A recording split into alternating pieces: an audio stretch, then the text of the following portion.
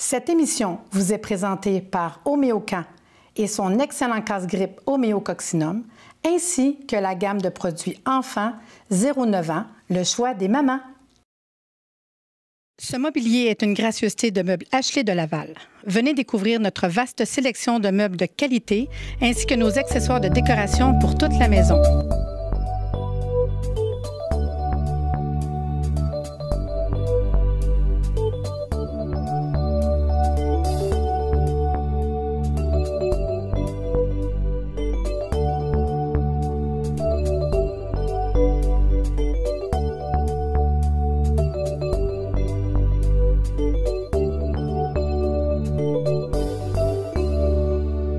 Bonjour et bienvenue à Réseau Santé. Aujourd'hui, il sera question de soutenir le développement d'un enfant.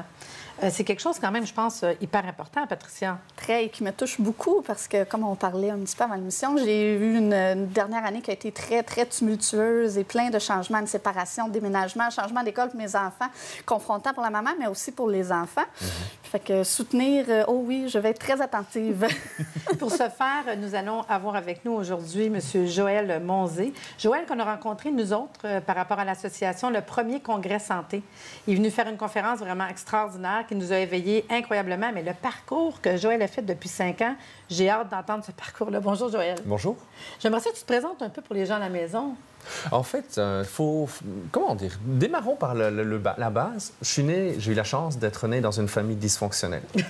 OK? Ça, c'est le côté le fun. Ça, c'est le côté le fun, dans le sens que ça m'a vraiment amené à devoir aller chercher des ressources à l'extérieur de moi, à l'extérieur de la famille, et essayer en même temps d'aller puiser à l'intérieur de moi mes propres ressources pour pouvoir pallier à ce qui fonctionnait beaucoup moins bien à l'intérieur de la famille.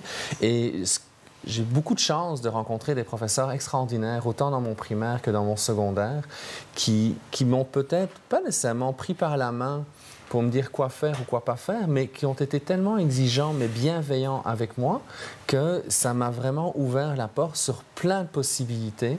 Et quand il s'est agi de choisir un métier, à la base, j'aurais voulu faire de la neuropsychologie, c'est-à-dire associer la psychologie avec les neurosciences. Les neurosciences, c'est la manière dont on étudie le cerveau.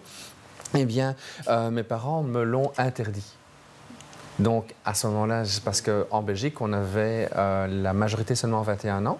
Et comme la majorité à 21 ans faisait que les parents pouvaient décider quelle forme d'études on faisait ou on ne faisait pas, j'ai dû choisir entre ingénierie ou enseignement. J'ai choisi l'enseignement, ce que je ne regrette pas parce que ça m'a probablement amené à mieux comprendre les défis des enfants à l'école. Pas juste mes défis de moi, le petit bonhomme, quand j'étais sur les bancs, mais le défi du professeur, le défi de l'enfant. Et très tôt, je me suis rendu compte à quel point, quand les enfants sont affectivement en sécurité, parce que même s'ils sont en sécurité physique ou psychologique, selon notre point de vue d'adulte, l'enfant à l'école, il ne se sent pas nécessairement en sécurité. Et tant qu'il ne se sent pas en sécurité, tant qu'il ne se sent pas compris, entendu, respecté, à ce moment-là, il va développer plein de comportements parce qu'il va préférer attirer l'attention de manière négative que de ne pas avoir l'attention du tout. Et tout ça, ça le rend indisponible à apprendre. Alors que quand on l'accompagne, qu'on le rend sécure dans la classe, à ce moment-là, il peut développer son plein potentiel. Alors, de fil en aiguille, j'ai repris en fait mes études par la suite parce qu'une fois j'ai terminé mon bac, j'avais plus de possibilités de faire mes choix. J'ai eu la possibilité de faire des stages ici au Québec, notamment dans un laboratoire qui faisait la synthèse entre qu'est-ce qu'on connaît du cerveau, comment est-ce qu'on peut faire de la réadaptation. J'étais faire une deuxième maîtrise avec eux. J'ai fait un doctorat en neurosciences où pendant 7 ans, j'ai essayé de comprendre vraiment comment le cerveau a intégré les différents signaux. Et puis, de fil en aiguille, j'ai recommencé un petit peu de clinique et me voilà.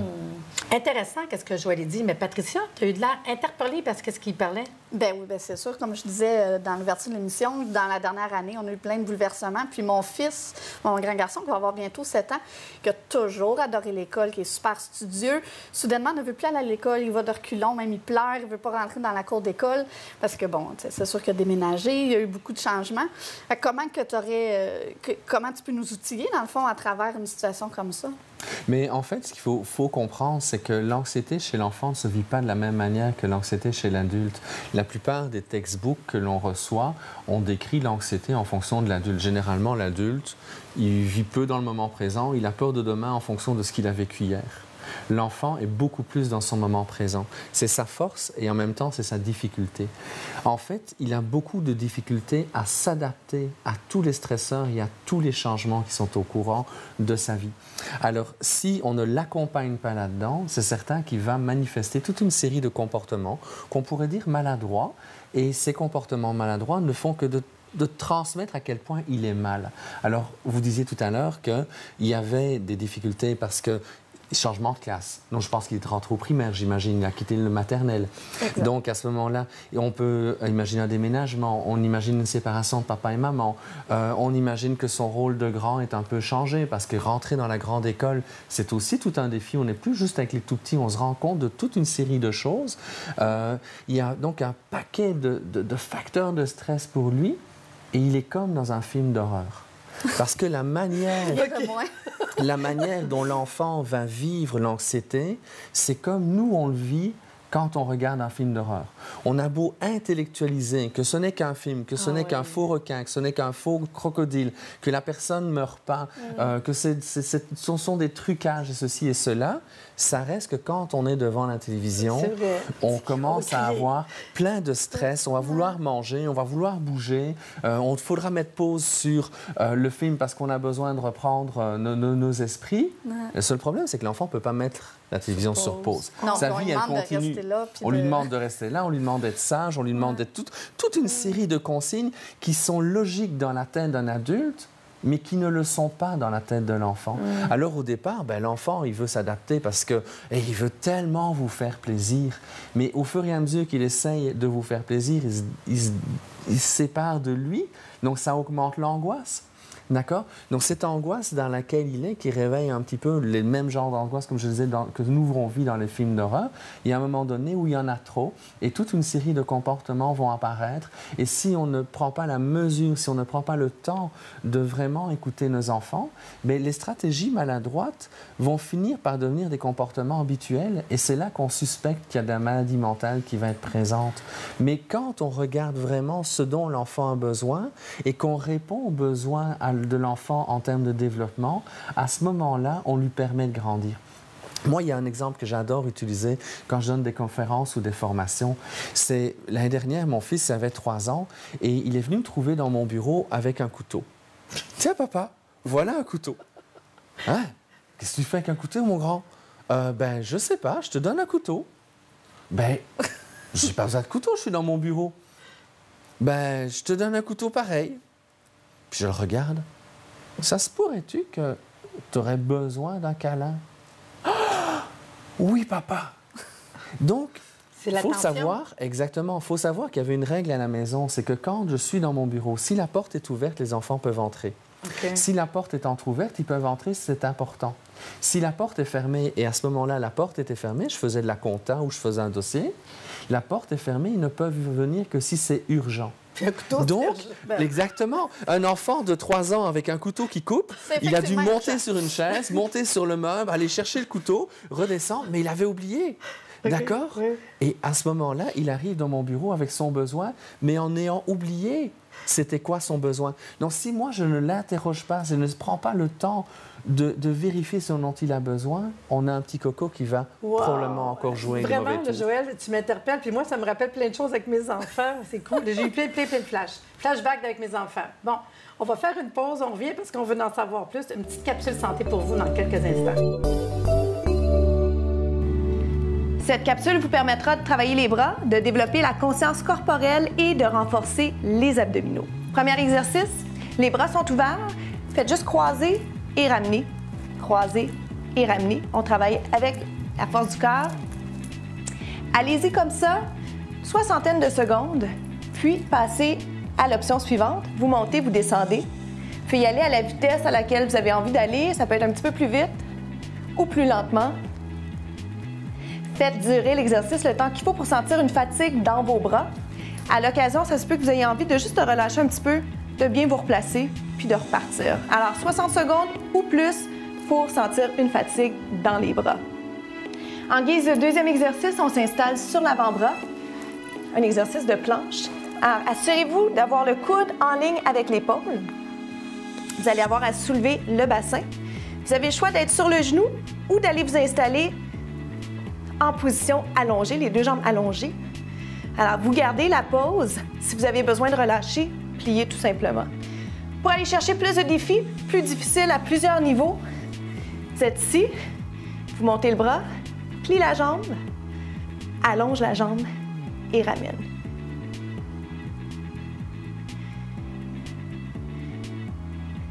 Ce qui est important ici, c'est de ne pas laisser descendre le bassin. Il ne faut pas que ça pince dans l'épaule.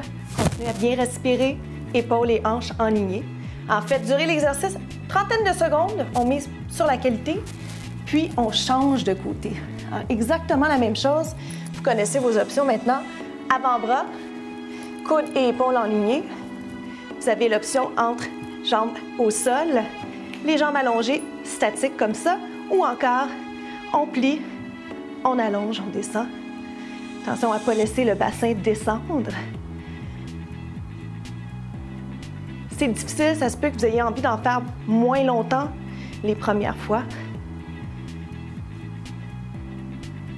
Et puis, vous relâchez. Troisième exercice, le fameux push-up.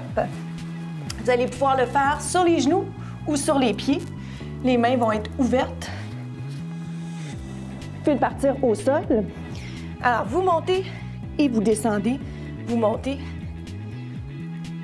Vous y allez comme ça le temps que vous pouvez. Petit étirement. Et l'exercice un petit peu plus difficile et allez-y doucement pour commencer. Vous avez une jambe ici. Au moment où je fais le push-up, je tire le genou vers moi et je reviens. Push-up scorpion. Vous pouvez le faire 4 fois et vous changez de côté. La tête reste en prolongement du dos. Plie et allonge. Plie. Très difficile. Quand on relâche toujours sur les genoux en premier. On étire le dos. Gardez en tête que toutes les options sont bonnes, alors choisissez la meilleure option pour vous. Tellement intéressant. Puis on veut en avoir plus d'informations. Puis je peux vous dire que, Joël, c'est quoi les outils? Qu'est-ce qu'on a qui pourrait nous aider?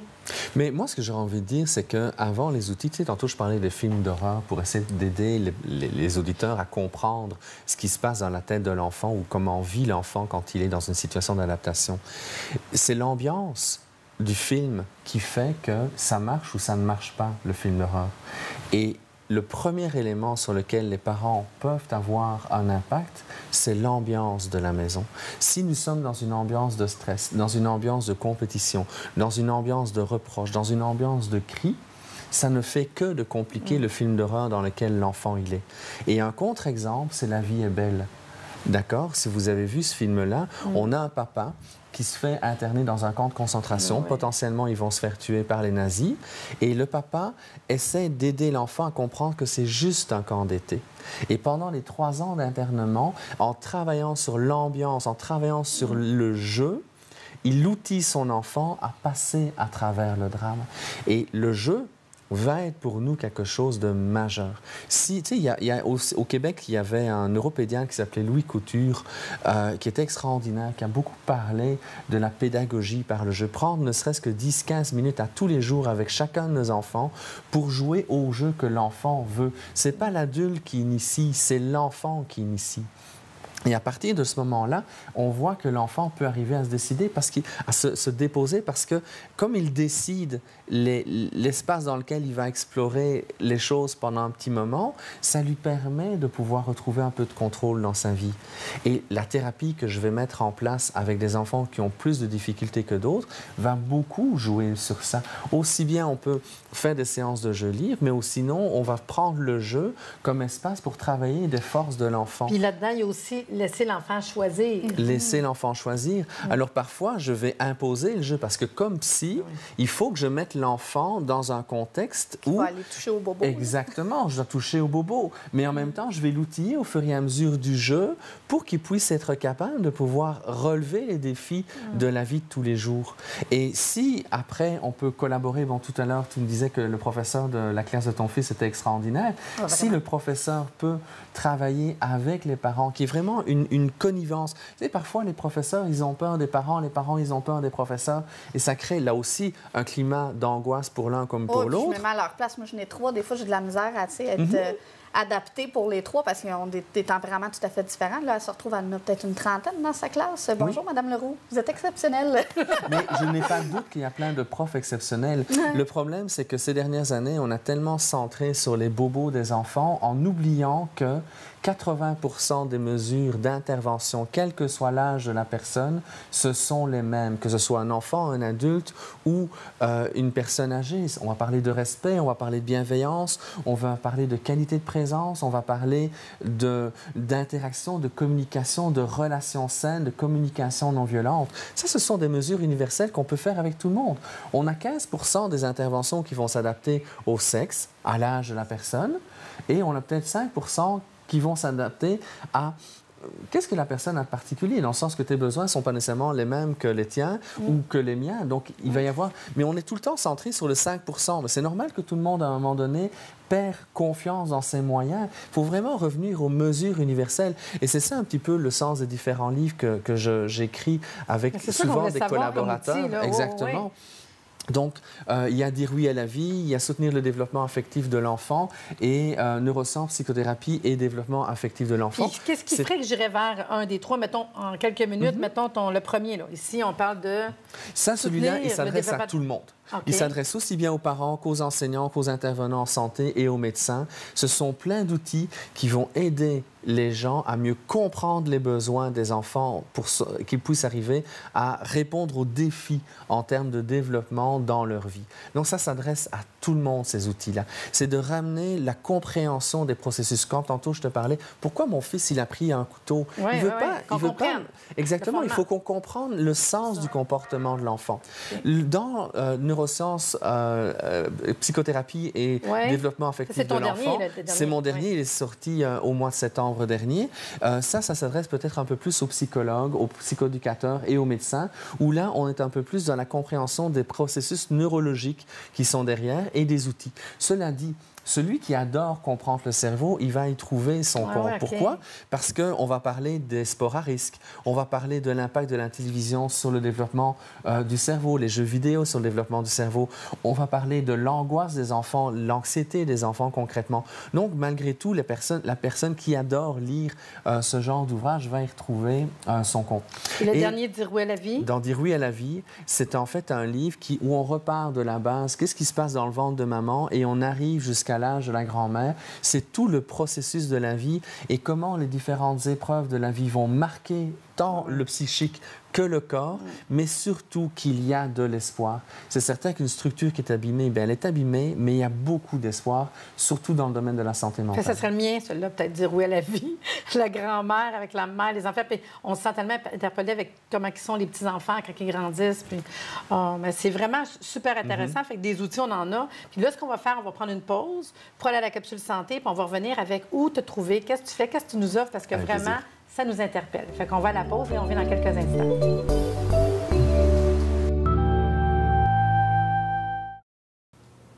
Aujourd'hui, notre capsule santé, il sera question de douleur. Ben oui, qu'est-ce que vous voulez? Hein? On a tous un petit peu mal quelque part à un moment donné.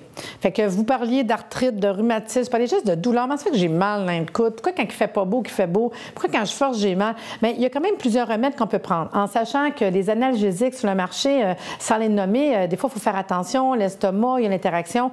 Et n'oubliez pas que je vous parle toujours d'homéopathie encore aujourd'hui. Les produits homéopathiques, il n'y a pas d'interaction, il n'y a pas d'accoutumance. Que vous preniez n'importe quel remède de votre médecin, il n'y a pas de danger avec l'homéopathie. Ça, je vous le dis, c'est ce qui est le préférable. Que vous soyez un enfant qui est jeune, qui dit qu'il a mal aux jambes, ou la femme enceinte, où il n'y a pas d'accoutumance, d'interaction, d'effets secondaires quand on prend des remèdes homéopathiques. Déjà, ça, yes, je suis vraiment contente. La première chose que je vous parle, c'est les douleurs. En général, comme je vous dis, pour les mal de jambes, arthrite, rhumatisme, on a un produit qui s'appelle arthrite douleur, mais on peut le donner autant le rhumatisme ou n'importe quelle douleur. Je pense à ceux qui font de la fibromyalgie, des fois qui disent, écoute, j'ai mal là, j'ai mal là. C'est le produit que je leur recommanderais. C'est un comprimé, on peut l'avoir en granules, c'est la même chose les deux, c'est le format qui change. Fait que 3 granules ou un comprimé, 3 à 6 fois par jour. On diminue avec l'amélioration, ça va mieux, on diminue.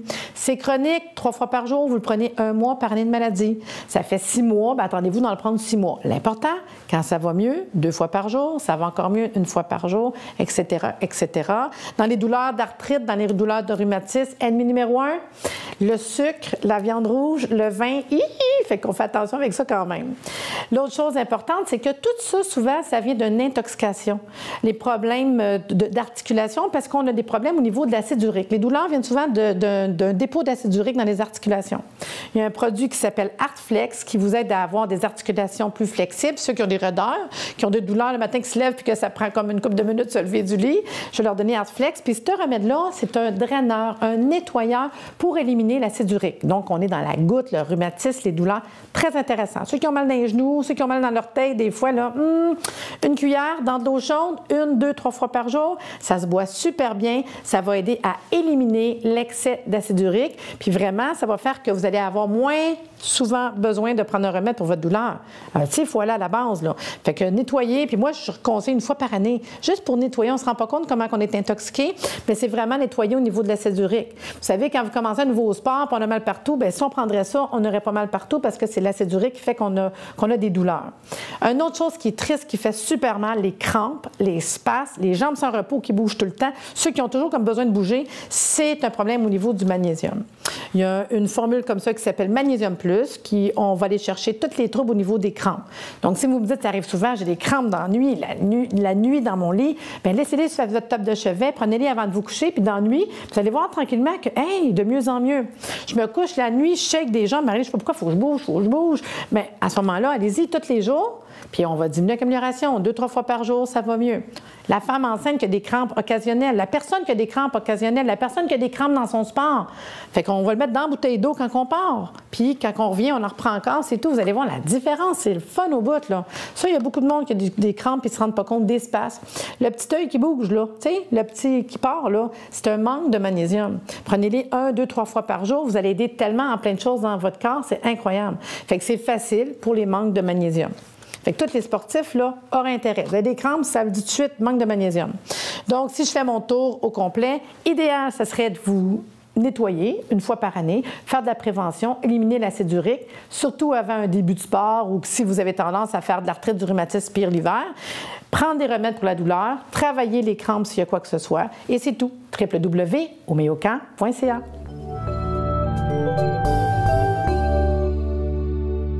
Donc maintenant, Joël, dis-moi, on a plein de... Tu nous as parlé de tes livres. Ils sont disponibles, j'imagine, en librairie? Dans toutes les bonnes librairies, que ce soit les grands réseaux ou les petites librairies locales, c'est assez facile de trouver, y compris sur Internet. Il y a suffisamment de réseaux par Internet pour pouvoir arriver à se le procurer. Parfait. Puis moi c'est sûr que ça m'interpelle depuis le début. Est-ce que tu offres des formations, des rencontres? Est-ce qu'on peut aller te consulter en privé? Oui, en fait, j'ai une clinique dans les Laurentides, à Sainte-Marguerite-du-Lac-Masson, où là, en fait, on est plusieurs professionnels de la santé et on essaie de faire une intervention la plus globale possible quand c'est nécessaire, ou en ostéopathie, en kinésiologie, ou en psychothérapie auprès des enfants, aussi des adolescents, des parents, des familles, parce que, tu sais, quelque part, au départ, j'étais formé pour faire de l'intervention essentiellement auprès des enfants, mais je me suis rendu compte que si je passe 50 minutes avec un enfant, ce n'est que 50 minutes avec cet enfant-là par semaine ou par 2 semaines. Quand je travaille avec l'ensemble de la famille, que je recrée un lien de confiance entre l'enfant et le parent, et que le parent voit à quel point il peut justement travailler sur l'ambiance de la famille et offrir une cohérence et bienveillance à son enfant, beaucoup de problèmes vont avoir tendance à disparaître. Oui, c'est important dans bien des domaines de se responsabiliser aussi, de se rendre compte qu'on a un pouvoir. Tu sais, des fois, on a l'impression qu'on va aller se faire sauver par un docteur, je ne sais pas quel thérapeute, mais on a un pouvoir là-dessus. Oui, tout à fait. Important et c'est certain que quand on va voir le docteur, on est souvent souvent un bout de solution et un bout de nerf. Et quand le docteur vous voit un bout de solution, un bout de nerf, lui, qu'est-ce qu'il connaît? Il connaît le médicament. Donc, il va vous proposer une médication parce que le parent n'en peut plus, probablement l'enfant aussi. Tandis que si on intervient plus en prévention, si on reprend confiance dans nos stratégies d'intervention, c'est certain qu'on a besoin de spécialistes parfois. Moi, j'y connais rien en mécanique. Je suis bien contente que mon garagiste s'occupe de raffiner la qualité de fonctionnement du moteur de ma voiture, il me change mes pneus et ainsi de suite. Il y a plein de métiers qui sont là pour nous aider. Et puis oui, il y a des psys aussi qui peuvent être présents,